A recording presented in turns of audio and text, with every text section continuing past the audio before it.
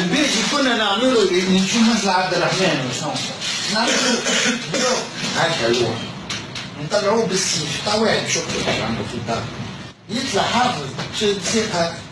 حافظ كان تسيبوه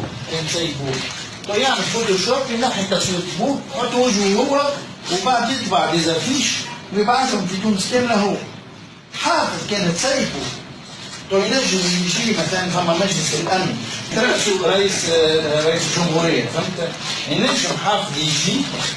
يلبس كيسه يقول لهم سامحني هاو سيرتيفيكا ميديكال الولد ما نجمش واعطاني توكيل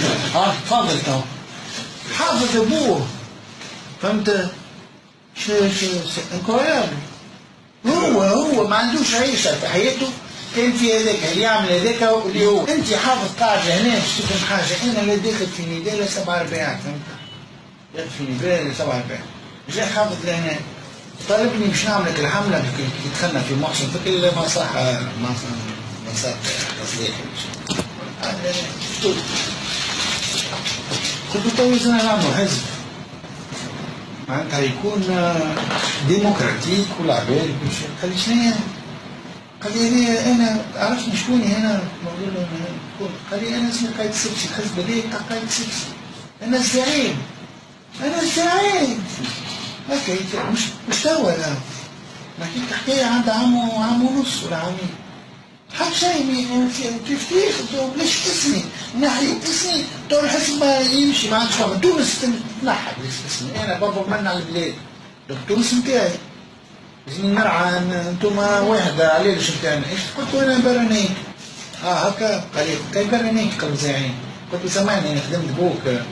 بوك وما كلمنيش هكا ليش كتابي مكتوبه بهذول انا زدت طلعت بوك وبعد شفت خليت من عنده بوك باش نزيد نطلعك انت في سبيك خماس تاع برمكم انا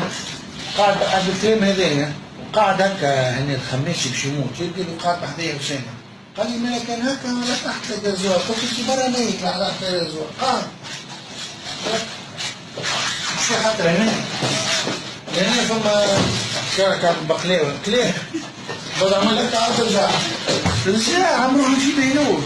فهمت قال لا ما يزيدش نخرج حاجتي بيه هذا زعما يصير هكا معناتها في مخي افتكرك اللي عرفتهم كي هكاك لا ما يلزمنيش نخرج حاجتي بيه هذا اما انا تنبعت وبعد اي خليني توا نرجع باش نبعت فهمت عاود هو مكتوبه في مخي طلعت الحمصه تعمل هكا فهمت